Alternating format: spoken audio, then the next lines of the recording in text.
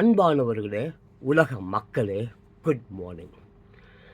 இப்போது இந்த காத்திருக்கும் மழை துளிகள் பெய்யாது, பூமி மேலே விழாது, அப்படியே காத்துக்கிட்டே இருக்கும். ஏன் தெரியுமா? சிலருடைய முகம் காணாமல் இப்போ ஃபார் எக்ஸாம்பிள் ஜான் மாதிரி ஒரு நல்ல முகம் வெளியில் போகாமல் வீட்டுக்குள்ளேயே இருந்துன்னு வைங்களேன், அந்த மழை துளிகள் பூமியை தேடி மண்ணை தேடி வருவதில்லை. அப்படியே அமேசான் காடுக்குது இல்லை, ரெயின் ஃபாரஸ்ட்டு, வருஷம் பூரா மழை பெய்யுமே, அங்கே பெய்ஞ்சிடும் இல்லையா? யாருக்குமே பயன் இல்லாமல் நடு கடலில் போய் பெய்ஞ்சிடும். ஏன் தெரியுமா? அதுக்கு கூட தெரியுதுங்க யார் நல்லவர் கெட்டவர் என்பது.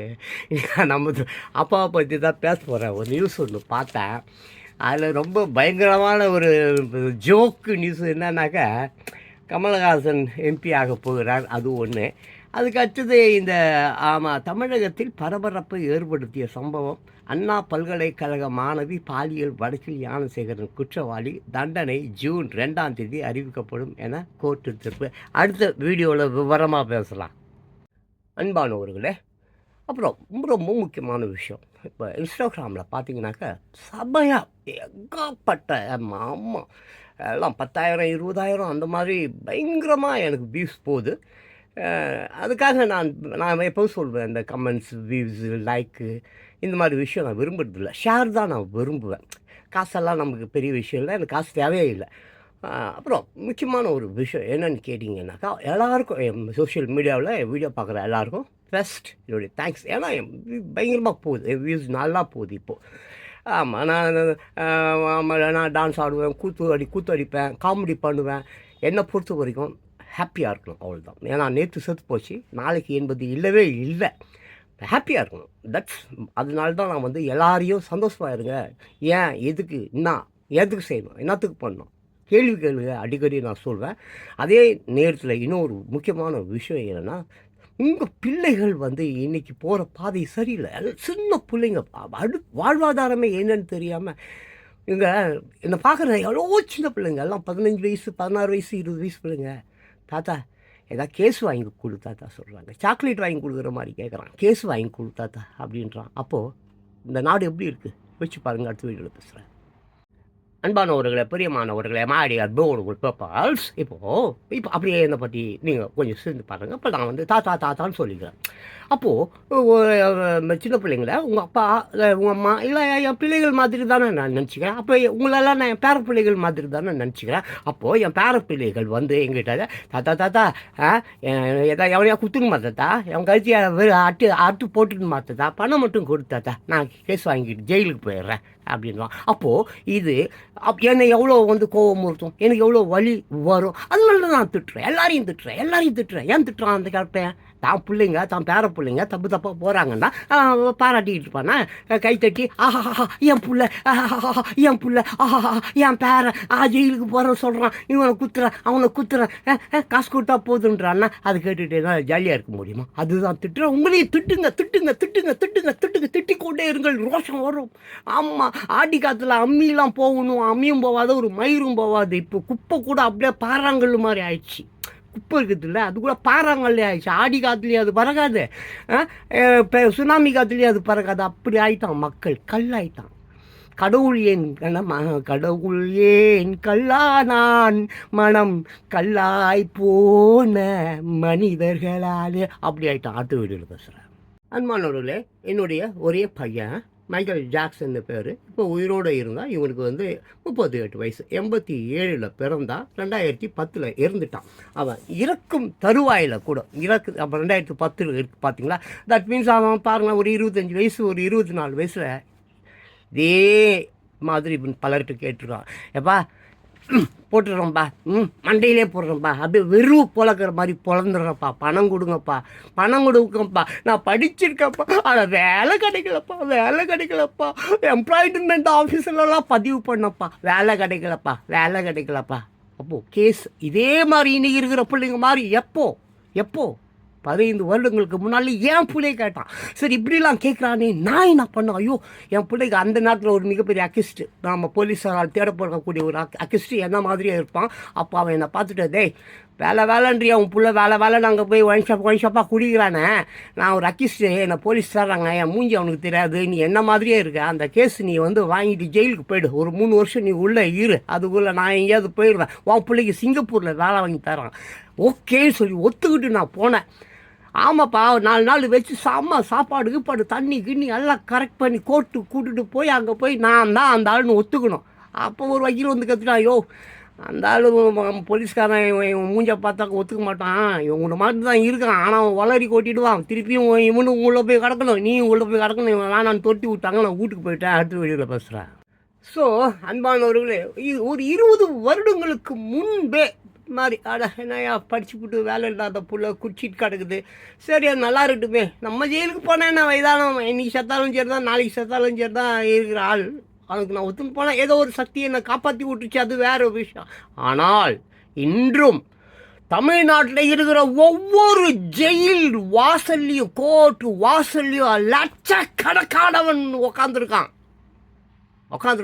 புரோக்கர் இருக்காங்க, பொய் சாட்சி சொல்வதற்கு கேஸ் வாங்கி கொண்டு மற்றவன் அயோக்கியத்தன அப்பா ஆட்சி தான் அன்னைக்கும், இன்னைக்கும் அதே இந்த அப்பாவுடைய அப்பா ஆட்சி. அன்னைக்கு அதே படிக்காதவர்கள், அதே வேலை வெட்டி இல்லாதவர்கள், அதே கொலைகாரர்கள், அதே பொய் சாட்சி சொல்பவர்கள், என்னை மாதிரி பிள்ளைகள் நல்லா இருக்க வேண்டுமே, வேலை கிடைச்சா போதும் ஜெயிலுக்கு போக தயாராக இருந்த தந்தைமார்கள் தாய்மார்கள் ஏகப்பட்டோம். எதை ஆட்சி நடக்குது எங்க இளைஞனா? நீ வாலிப பண்ண, நீ குவார்டரையும் பிரியாணி வாங்கி தின்ற எச்ச நாய், உன் பிள்ளைங்க ரோட்டில் பிச்சை எடுக்குது. அப்பா அந்த கமலஹாசனை இப்போ பற்றி பேச போகிற மாதிரி. கமலஹாசன் எம்பி ஆகிறார். இவர் எம்பி ஆனார். ஆனால் என்ன இருக்கான் பார்த்தீங்களா, மைக்கேல் ஜாக்சன். இவன் தொப்புள் கொடி அது உழறதுக்கு முன்னாலே நாயகன் படம் வீனஸ் ஸ்டுடியோவில் நெடுக்குது தேனாம்பட்டில். ஃபுல் அங்கே அந்த அந்த ஃபர்ஸ்ட் ஓப்பனிங் சீன்லேயே அந்த ஸ்லம்மி ஏரியாவெல்லாம் அந்த புல்டவுசர் வச்சு அடித்து உடைக்கிற மாதிரி ஒரு சீன் இருக்கும்.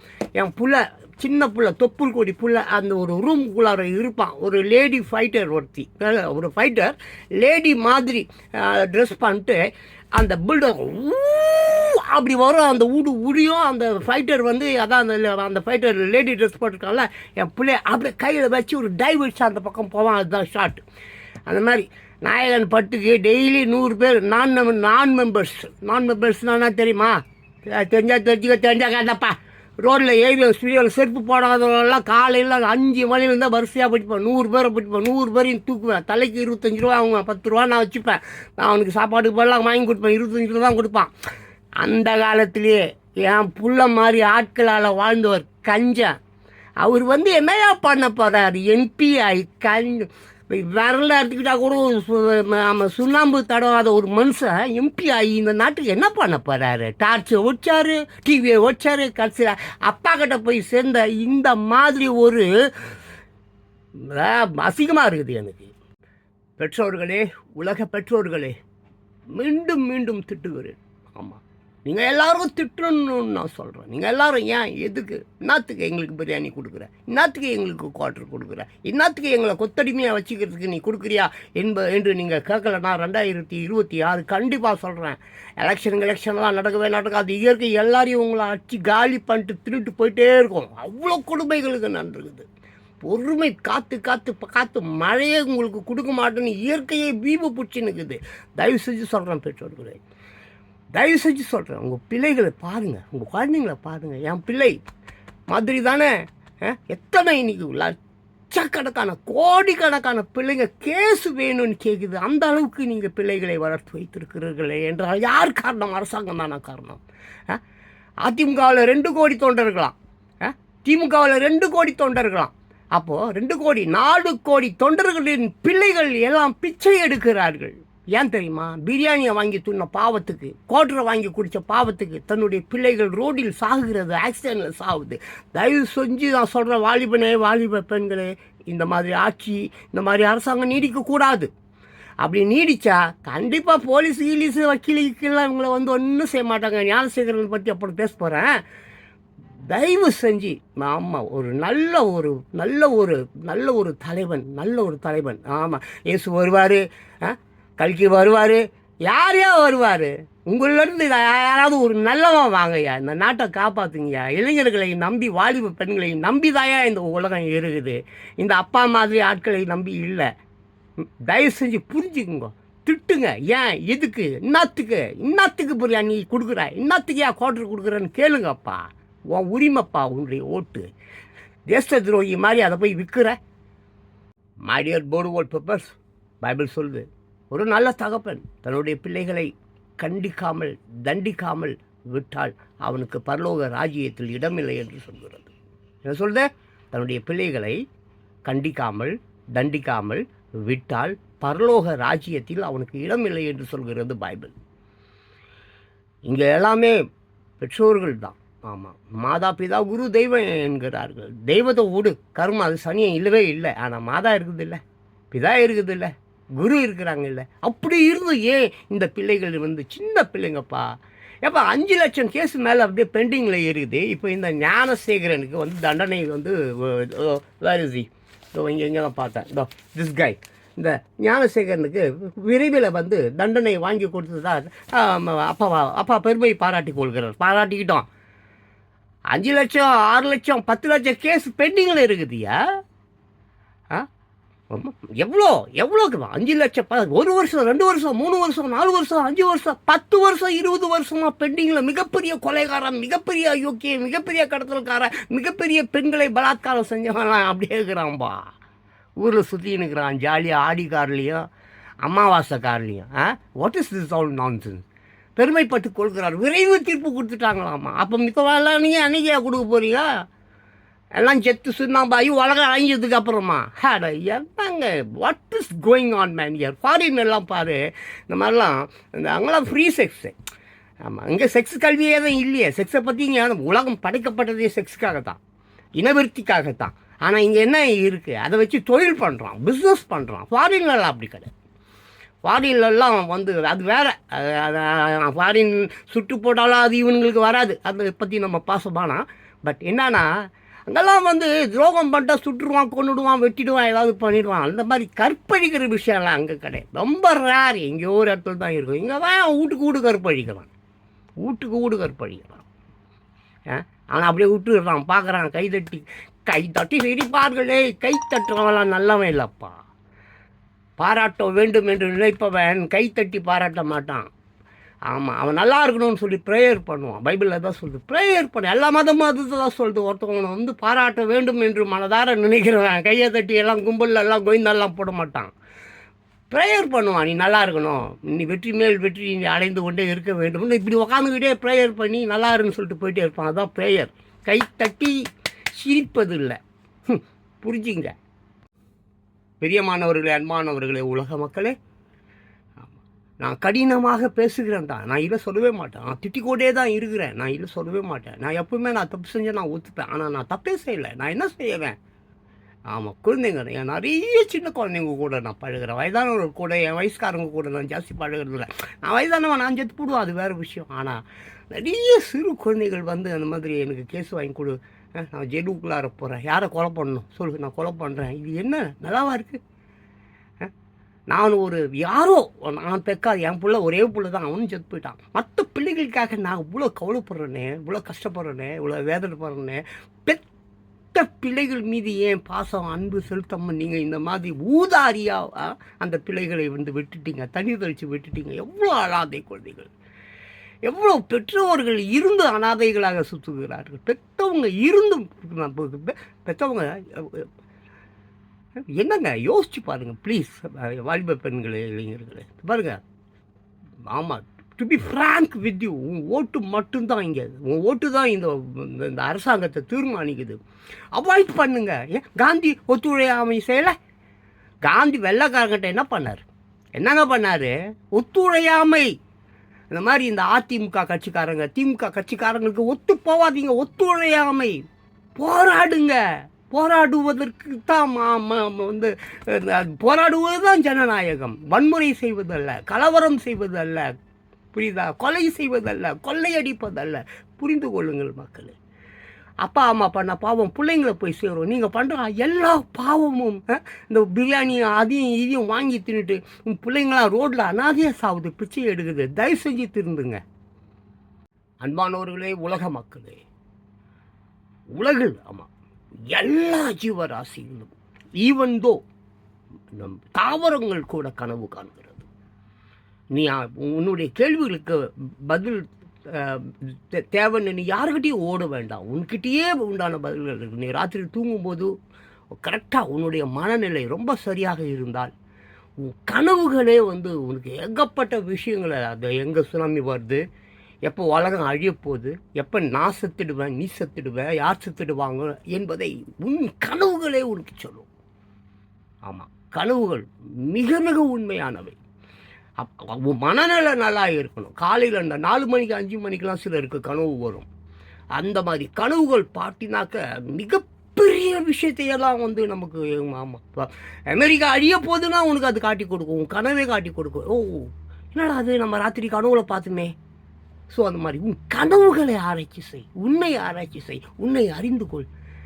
உங்ககிட்ட இல்லாத திறமையா, உங்ககிட்ட இல்லாத டேலண்ட்டா, அப்படி இருக்கும் பொழுது அதெல்லாம் ஊதாசீனப்படுத்தி விட்டு கச்சா முச்சான்னு சொல்லிட்டு உன் வாழ்க்கையை நாசம் பண்ணிக்கிறிய நல்லாவா இருக்குது? சிந்தித்துப்பார். கனவுகள், உன் கனவுகளுக்கு அதுக்கு உனக்கு உண்டான எல்லா பலன்களையும் அதுவே சொல்லித்தரும். ஆமாம், பார், ட்ரை பண்ணிப்பார். அன்பானவர்களே, உலக மக்களே, மிக முக்கியமான ஒரு விஷயம், சாதனைகள் புரிய வேண்டும் என்று நினைப்பவன், வாழ்க்கையில் ஜெயிக்க வேண்டும் என்று நினைப்பவன் விமர்சனங்களை கண்டு பயப்படவே கூடாது. தோற்று போகிறவங்க தோற்று போகிறவன் 99% பேர் தோற்று போகிறவர்கள் தான். ஜெயிப்பவர்கள் 1% பேர் தான். அந்த 1% பேர் ஜெயிக்கிறதுக்குள்ள லட்சம் தடவை செத்து பிழைக்கணும். சினிமாவில் தாங்க எல்லாம் ஜெயித்த மாதிரி காட்டுவான். சினிமாவில் தாங்க எல்லா குற்றவாளியும் பிடிக்கிற மாதிரி காட்டுவான். ப்ராக்டிக்கல் லைஃப்பில் நல்லவன் ஜெயிக்கவே முடியாது, திறமையானவன் ஜெயிக்கவே முடியாது. உண்மைக்கு இங்கே மரியாதையே கிடையாது. பொய்க்கு இருக்கிற வேல்யூ, ஸ்பீடு உண்மைக்கு கிடையாது. அதனால் தயவு செஞ்சு உங்கள் பிள்ளைகளுக்கு நீங்கள் நல்லது செய்யணும்னு நினைக்கிறீங்களா? பெற்றோர்களே, தயவு செஞ்சு இந்த உலகத்தை காப்பாற்ற வேண்டிய கடமை இளைஞர்களுக்கும் வாலிப பெண்களுக்கும் இருக்குது. அது எப்பேற்பட்ட ஒரு தலைவனை தேர்ந்தெடுக்க வேண்டும் என்பதில் இருக்குது. குடியையும் ஆமாம் பிரியாணியும் வாங்கி துணிட்டு கண்டிப்பாக இந்த ஜென்மத்தில் உன் பிள்ளைகளை நீ காப்பாற்றவே முடியாது. காலப்பூரா அவங்க பிச்சை தான் எடுக்கணும், பஸ் ஸ்டாண்டர்டில் தான் தூங்கணும். புரியுதா? பெண்கள் தொப்புல காட்டி மாற காட்டி ரோட்டில் 300 400 வாங்கி தான் புருஷனை, அப்பாவை, அம்மாவை, குழந்தைங்களை காப்பாற்றணும். இதுதான் இந்த சமுதாயம். தயவு செஞ்சு திருந்துங்க, தயவு செஞ்சு திருந்துங்க. அன்பானவர்களே, அப்பா ஞானசேகரனுக்கு விரைவில் தண்டனை வாங்கி கொடுத்து விட்டோம் என்று பெருமை கொள்கிறார். அதே மாதிரி 5 லட்சம் 10 லட்சம் ஆமாம் பெண்டிங், பெரிய பெரிய பெரிய பெரிய அயோக்கியம், பெரிய பெரிய இந்த விஜய் மாலையாலாம் ஓட்டான். இந்த மாதிரி ரொம்ப பேர் இருக்கிறான், நிறைய பேர் ஓட போகிறான். இப்போது எல்லாம் எல்லாம் எல்லாம் அவன் கரெக்டாக பிளானிங்கில் தான் இருக்கிறான். அந்த இப்போ கூட 2 பேர் ஓட்டானுங்க, ரத்தீஸா, அவன் பேர் என்ன ரத்தீஸா, அப்புறம் இன்னொருத்தன் பேர் ஏதோ, எல்லாம் அந்த மாதிரி எல்லாம் வெரி வெரி வெல் பிளானிங்கோடு செய்கிற எல்லாரையும் பிடிச்சி உள்ள வைங்க. அப்பா ப்ளீஸ், இளைஞர்கள்கிட்ட நல்ல பேர் நீங்கள் வாங்கணுன்னா கண்டிப்பாக இந்த மாதிரி ஞானசேகரன், ஆமாம் அந்த பாப்பா ஏதோ ஒரு அரக்கோணமாக ஏதோ ஒரு பாப்பா ஒன்று கத்தின்னு கிடக்குது மீடியாவில், மாதிரி உள்ளவர்கள் எல்லோரையும் பிடிங்க, எல்லோரையும் பிடிச்சி உள்ளே வச்சு தண்டனை கொடுங்க. ஒருவேளை இளைஞர்கள் உண்மையாலேயே உங்களை அப்பான்னு கூப்பிட்டா கூட கூப்பிடலாம், வாய்ப்பு இருக்குது. இது இப்படியே போனீங்கன்னா எவனும் கூப்பிட்டான். கமலஹாசனை போன்றவர்கள் தன் குடும்பத்தாருக்கு, அவருடைய குடும்பத்துக்கே அவர் எந்த ஒரு நல்லதும் செய்யலை. ஆமாம், அவங்க யார், வாணியிலேருந்தே எடுத்துங்க. அப்புறம் ஹிந்தி நடிகை, அவங்க பேர் அந்த சனம் தேரி கசம், அந்த நடிகை, சரி வேணாம், அவங்க சொந்த வாழ்க்கைக்குள்ளே நான் போக விரும்பல. அவரது குடும்பத்துக்கே எந்த ஒரு நல்லதையும் செய்யாதவர், டார்ச் லைட்டையும் டிவியும் உடைத்தவர், பார்லிமெண்ட்டில் போயிட்டு என்ன பண்ண போகிறார்? இந்த சமுதாயத்துக்கு அவரால் எந்த ஒரு நன்மையும் நடக்க போகிறதில்லை. ஆனால் அவர் வாழ்ந்த சினிமாவை நேசிக்கிறார், சினிமா தான் உலகன்றார். அப்படிப்பட்ட ஒரு சினிமா துறையை கேவலமாக இருக்குது, அதை பார்த்து கொள்ள முடியாத இவர் எம்ஜிஆர் படங்களில் சின்ன பாப்பா ஆனந்த என்ன ஓடுது, இந்த பாடம் ஒரு படத்தில் நடிச்சிருப்பார், ஏதோ ஒரு நல்ல படம் குழந்தையாக நடிச்சிருப்பார். ஆமாம், நல்ல சாங் கூட ஒரு சாங் இருக்கும், அது ஒரு சாங் இருக்குது, அருமையான ஒரு படம். அந்த பாடம் தெரியல எனக்கு. அப்படிப்பட்டவர் சினிமாத்துறையே சீரழிஞ்சு போய் கிடக்குது இவரால். இவர் வந்து சமுதாயத்தை என்ன செய்ய போகிறார்? அன்பானவர்களே, மெயினாக இளைஞர்களே, வாலிப பெண்களே, உங்கள் குழந்தைங்க உங்களுக்கு ரொம்ப முக்கியம். அவங்களுடைய எதிர்காலம் ரொம்ப முக்கியம். அவங்க படிப்பு, கல்வி, அவங்களுடைய முன்னேற்றம் ரொம்ப முக்கியம். அப்போது இங்கே யார் எல்லா கட்சிக்காரனும் எல்லாம் வெரி வெரி லிங்க்டு. ஆமாம், இங்கே வந்து கருப்பு பணம் வெள்ளை பணமாக மாறாமல் இருக்கணும்னா, ஆமாம், இந்தியாவில் உலகத்தில் இருக்கிற எல்லா ட்ரஸ்ட்டு இருக்குல்ல, ட்ரஸ்ட் இன்னும் அந்த ட்ரஸ்ட்டு மூலியமாக தான் பிளாக் மணி ஒயிட் மணி ஆகும். சினிமா மூலியமாக தான் பிளாக் மணி ஒயிட் மணி ஆகும். அப்போ இந்த ட்ரஸ்ட்டுகள், இந்த இல்லம், அந்த இல்லம், அந்த ஆசிரமம், இந்த ஆசிரமம், அந்த சினிமா கம்பெனி, இந்த சினிமா மொத்தத்தையும் லைசன்ஸை ரத்து பண்ணு. பிளாக் மணிக்கு அங்கே வந்து பிளாக் மணி கவர்மெண்ட்டை ஏமாற்றவே முடியாது. பிளாக் மணின்ற அந்த ஒரு இல்லை, அவர் ஏதோ 500 1000 ஏதோ செல்லாதுன்னு சொன்னார். தங்கத்தை செல்லாதுன்னு சொல்லிப்பாங்களா? எவனா தங்கம் வாங்குவானா? எவனா திருடுவானா? எவனா பதுக்குவானா? கோயிலில் போய் பதுக்கி வைக்கிறாங்க. தயவு செஞ்சு சொல்கிறேன், வாலிப பெண்களை, இளைஞர்களை, உங்களுடைய பிள்ளைகள் முன்னேற்றத்திற்கு நீங்கள் தடையாக இருக்காதீங்க. பாவங்கள் செய்யாதீங்க. பாவம் எவனே என்ன மிரட்டுவான், அவன் மிரட்டி பிடுங்குது. பார்த்துக்கலாம். திருந்துங்கள். இல்லை, இயற்கை உங்களை திருத்தும். திருத்தாது, அழிக்கும்.